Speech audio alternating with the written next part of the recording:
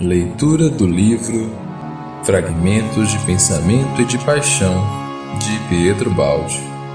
Capítulo Em Busca da Justiça, Trítico, 1953. Primeiro, a Justiça Econômica. Era uma noite de chuva e de tempestade. A cidade imensa repousava no sono de seu febril trabalho diurno. A hora avançava, os quarteirões aristocráticos, mais demorados no adormecer, porque menos sedentos de repouso, descansavam em silêncio. Ao longo de uma avenida arborizada, duas filas de residências de luxo. Um homem esgueirava-se como sombra que, num andar desenvolto, sabia esconder, pelo hábito, intenções suspeitas. Vemo-lo agora junto ao ponto desejado. Não é a porta principal do jardim, mas uma outra, para serviço, junto à parede lateral que se encontra aberta. Ele a transpõe e entra com desembaraçoso, como se estivesse regressando à sua casa. Fecha e atravessa o jardim. Uma outra pequena entrada de serviço, no lado posterior da casa, está aberta. Ele passa por ela. Conhece a habitação onde já estivera trabalhando para os antigos proprietários há muitos anos atrás, com a cumplicidade de um dos empregados atuais que viera conhecer posteriormente, organizar um golpe. Como se vê, não existe aqui nenhum mistério policial, nenhum delito macabro, nem caçada para apanhar um criminoso. Fugimos da difusíssima psicologia de criminosos malogrados e por isso apresentamos o fato como simples e banalíssima tentativa de furto, arquitetado com as costumeiras astúcias muito conhecidos através dos cinemas e dos jornais. Ao viciado leitor moderno, amante das emoções fortes e intoxicantes dos romances amarelos, isso parecerá qualquer coisa de insignificante e cansativo pelo seu trivial, que não excita a curiosidade malsã com psicopáticas complicações e cerebralismos criminaloides. Provavelmente acharão estúpida uma história que não proporciona o arrepio do delito. Aqui, entretanto, conforme veremos, desejamos focalizar outros fatores psicológicos de muito maior valor, não pertencentes à parte menos evoluída da sociedade humana, para satisfazer ao seu orgulho de parecer civilizada, inverniza todavia os instintos bestiais com a psicanálise, os complexos freudianos, o subconsciente e vários ismos científicos, diabolicamente faminta de destruição. A isso é obrigada até o fundo, até a alma, pela chamada civilização, em busca de psicopatias e de todas as perversões. A sã moral, não criação artificial de uma religião, mas está escrita para todos nas leis da vida. Uma imprensa traidora, com finalidade de lucro, desfruta e alimenta tais aberrações. Oferece aos instintos bestiais uma satisfação psicológica ideal. Dessa forma, tudo vai sendo abalado loucamente. Prossigamos, contudo, a nossa história. Aquele homem não somente conhecia a casa onde penetrara com a ajuda do criado, senão também os hábitos do seu proprietário, que era um homem estranho. Vivia solitário naquela rica mansão, desfrutando uma renda que possuía por direito de herança. Revelado a costumes exóticos, este homem que, em ótimas condições de saúde e de riqueza, poderia gozar a vida. Pela manhã, passeava pensativo pelo jardim, fazia as refeições sozinho, consumia a tarde e a noite escrevendo. Parecia procurar qualquer coisa inatingível no seu mundo, imensamente distante. O seu olhar mergulhava nos outros olhares, buscando a alma, e se retraía com tristeza. Existia entre ele e os seus semelhantes uma espécie de barreira de incompreensão. No seu meio, era julgado como maníaco e tolerado por inofensivo. O ladrão ali presente, considerava as coisas sob um ponto de vista inteiramente utilitário. Aquela casa e aquele homem se prestavam a um furto, meio rápido para ganhar sem trabalhar. Verdadeiro tipo de involuído. Agradava-lhe o risco, a aventura audaz, o golpe do aventureiro, não o trabalho ordenado do homem acostumado a integrar-se no organismo social. Era um retardatário, mas adaptado a viver com os selvagens, em guerra entre as feras. Não sabia fazer senão roubar. Ninguém o educara ou lhe ensinara a realizar algo melhor. A civilização, todavia, proporcionou-lhe alguma coisa, exceto a bondade evangélica do amo teu próximo, princípio para ele situado no inconcebível. Havia apenas polido os seus instintos, refinando-os como as feras apuram os sentidos para melhor atacar e vencer na luta pela vida. Era artista do crime, amava saquear sem causar danos físicos à vítima, alcançando o útil com o menor aborrecimento e o menor perigo possível. Esta era a única modalidade de civilização que a sua natureza atrasada soubera captar. Na guerra que as nações civis fazem entre si, ele se encontraria bem à vontade e seria talvez glorificado como herói. Mas a guerra não existia para que pudesse explorá-la. Numa revolução seria alguém e faria boa carreira. Contudo, não havia revolução. Dadas as circunstâncias muito pacíficas que o ambiente lhe oferecia, fazia aquilo que podia. Estes dois homens encontravam-se agora debaixo do mesmo teto. Estavam prestes a encontrar-se com a sua psicologia, os seus julgamentos, os seus métodos de vida. O ladrão subia as escadas cautelosamente.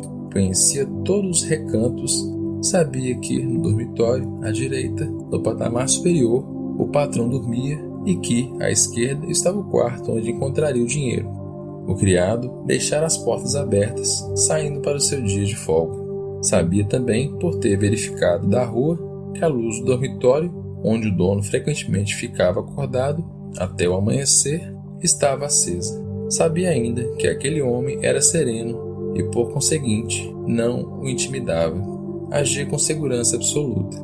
Uma vez no patamar superior, entrou no quarto visado, sendo os passos abafados pelos tapetes macios. Silêncio. Viu-se um escritório e reconheceu a escrivaninha iluminada pela luz débil da rua, suficiente para o seu trabalho. Aproximou-se e observou. Possuía as chaves das gavetas. Devia ser a terceira ou a quarta, à esquerda, a promissora.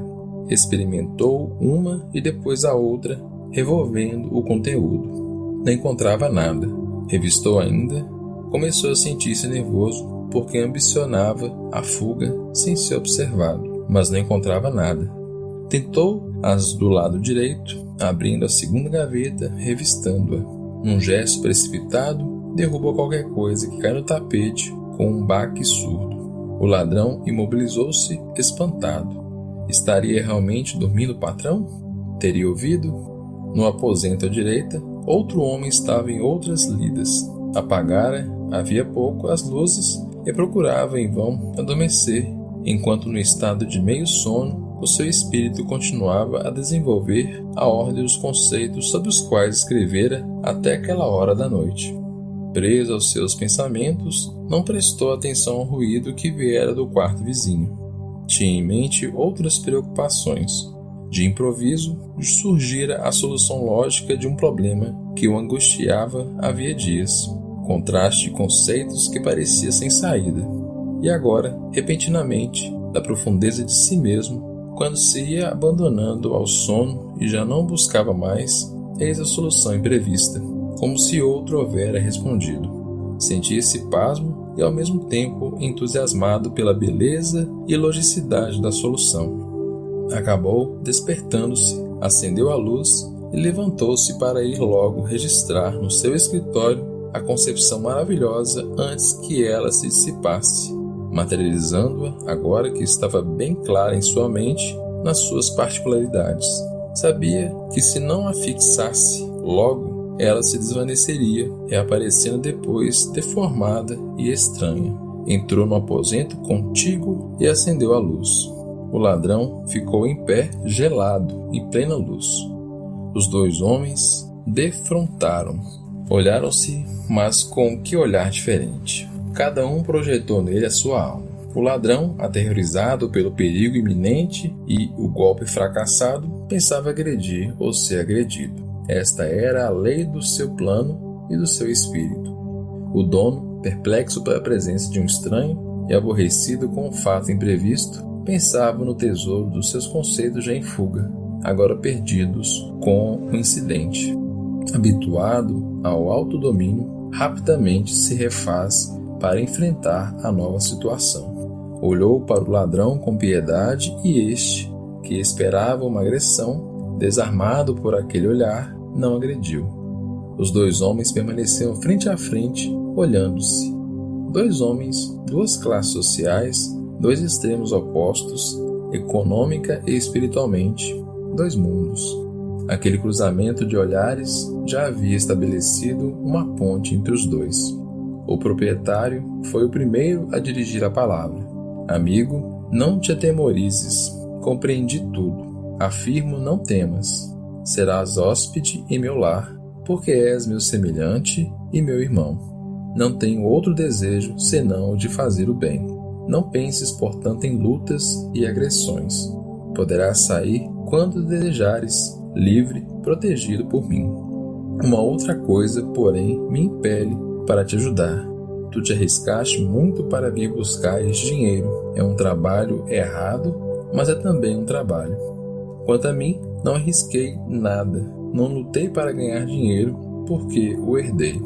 Perante Deus estamos, talvez, nas mesmas condições, se bem que eu esteja protegido pelas leis e tu não. Dá-me a tua mão e diz-me no que te posso auxiliar. E estendeu a mão ao visitante, que a aperta automaticamente, procurando compreender enquanto escutava. O dono da casa continuou: diz-me no que posso auxiliar-te, porque me escravizo a deveres que não possuis.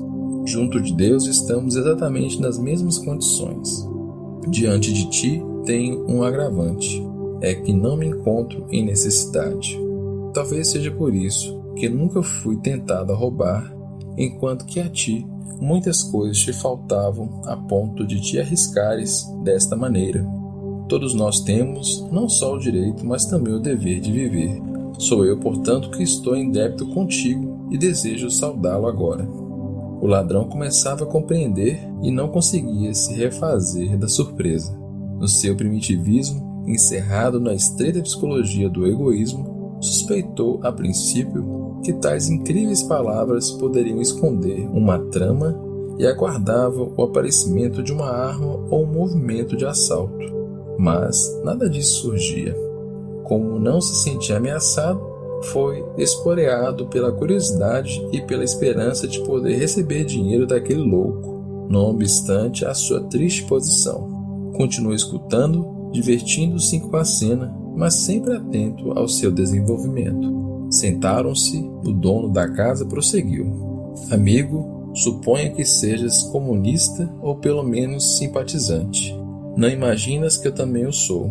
Como vês, de forma diversa da tua e que não entendes. Desejo que saibas, a justiça social é a grande ideia para a qual o mundo caminha. Quem usa a espada morrerá pela espada, e quem usa a violência será destruído. Os nossos dois comunismos são antípodas. O teu parte dos direitos, o meu dos deveres, de que não cogitas. Usas a violência e por isso estás aqui. Eu sou a bondade. É verdade que nem todos os homens da minha classe social são como eu. Nisto crês, e isto autoriza-te a violência. Verdade é que tens também deveres, mas não pensas senão nos direitos. Como é possível uma sociedade que só elege os seus direitos? Não seria um organismo, seria um bando de lobos que se entrevorariam. Porque não pensaste no dever de trabalhar, de dar qualquer coisa à sociedade, da qual exiges o necessário? Porque antes de roubar ou exigir com a violência, não pensaste em ganhar com o trabalho. Eu mesmo trabalho no campo do pensamento, mas trabalho. A minha vida dá fruto à sociedade. Tu és um parasita. Porque não aprendestes a respeitar o fruto do trabalho e da inteligência dos outros. Quem possui nem sempre é parasita. Às vezes é um centro de atividade fecunda para muitos. É tão bestial este ódio de classe, indiscriminado, agressivo, buscando conquistar a riqueza sem o trabalho e sem a inteligência, mas pelas vias da violência. Não sabendo respeitar o fruto das atividades alheias, como poderá esperar que, em idênticas condições, fosse respeitado o fruto do teu trabalho? O larápio, sem se interessar em absoluto por tudo o que estava ouvindo, aguardava a conclusão do discurso. O dono da casa compreendeu que havia ido muito longe nas suas explicações teóricas e regressou aos limites psicológicos do seu interlocutor, isto é, ao problema próximo e pessoal, e disse-lhe: concluindo, amigo, a ti não interessa se eu trabalho e se nesse momento me libertarei das riquezas para mim supérfluas, ou se as conservarei para que frutifiquem, sobretudo para o bem dos outros. Este é um assunto meu. Interessa-te somente resolver o problema da tua vida. Quem possui mais meios, mais inteligência e cultura, tem mais deveres.